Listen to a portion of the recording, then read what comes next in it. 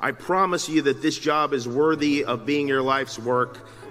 For years, you've worked insanely hard. You've sacrificed your social lives, relationships, and pulled who knows how many all-nighters. I am in awe of what you've done, and well, you've dedicated yourselves to helping others and to making their lives better and healthier and longer, and sometimes saving them altogether. Some people, of course, you won't be able to save, but every day you will be actively and specifically making this world a better place. And that's something a lot of people talk about, but you won't need to talk about it because you do it, and you'll be doing it, and you have my respect, my admiration, and my gratitude for that. Medical care is something that we take for granted, but when my son was born with a life-threatening condition, congenital heart defect, I saw that what you're doing is miraculous. And I thank Dr. Starnes again for all he did for our family.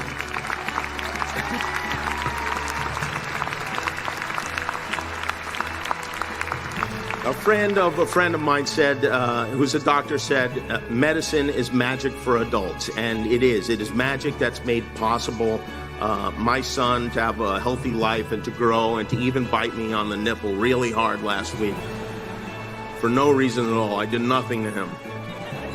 Medicine made that possible. Children's Hospital made that possible. You will make that possible for other parents.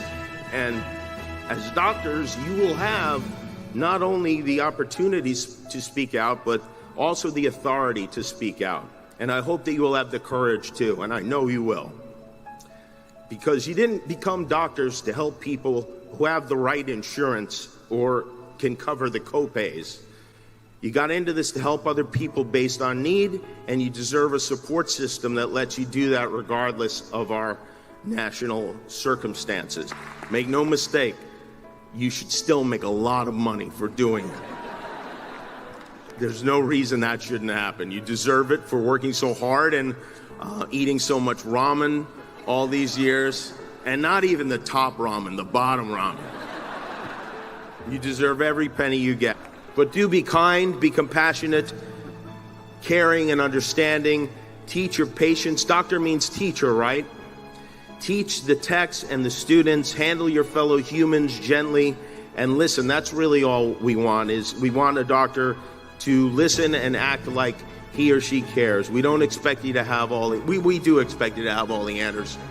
And by the way, after all the money you spent on school, you should have some of the answers, for sure. But if you don't, just fake it. We don't know what you're talking about. Just use words like dysphagia and we will nod.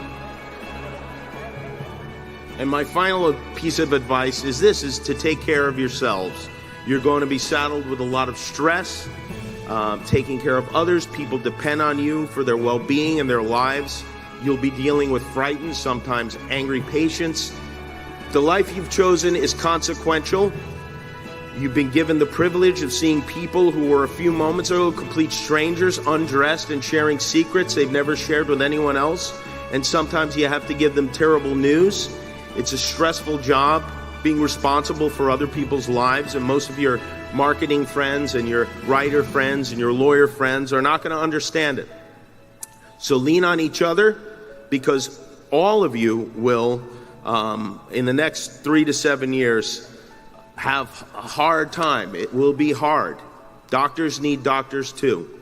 Take care of each other and find a way to make time for yourself. Thank you for listening. Thank you for devoting your lives to this noble profession. Thank you for all the hard work you've done and the hard work you're going to do. Nothing is more important than this. I promise you that this job is worthy of being your life's work. Thank you for helping others. And I don't know when the peace sign became fight on, but fight on.